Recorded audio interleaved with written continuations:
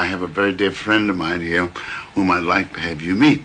My very dear friend, the prime authority on the subject of jazz, Stanley Dance. Thank you. But I thought jazz was a word we didn't use.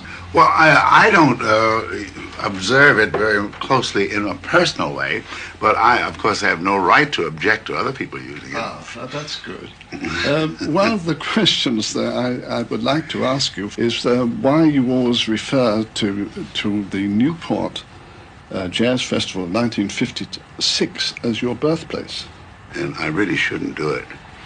But, you know, it's this overindulgence of this age bit, and it's annoying, and I am tempted to be a little nasty about it, and because people usually follow it by telling me, oh, you know, you're 70 years old, aren't you? Nevertheless, the 1956 Newport Festival was a very significant date in your career, wasn't it?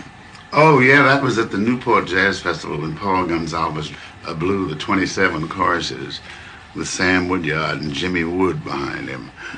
Basie's man, the drummer. Joe Jones. Joe Jones, yeah, he was beating the time. He was beating with the newspaper, and it was a great thing. Yeah, it was enormous publicity in the States, wasn't it? Actually, it was a rebirth. And the cover of Time and a all that rebirth sort of popularity and so forth. Yeah. One of the things that people are always interested in is where you do all your composing, since you travel constantly. People have said you should be given a big grant and sit down in a college for 6 months and compose.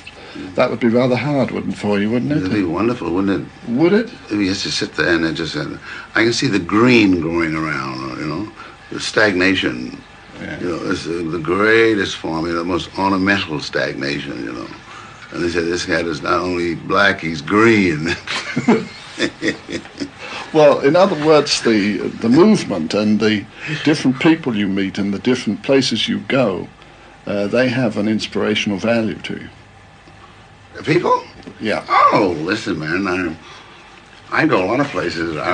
That's one of the main drives of Ironman is you go. Idaho, the state of Idaho has probably got more mountains than any place in the world. And there's no place there's no way of going any place without going over half a dozen mountains. And there's a guy out there who's a sign painter. He's not rich or anything or important, but he's got his wife and 2 boys, and they get in that truck, and they drive 200 or 300 miles over those mountains and come. And these are things. These are the people.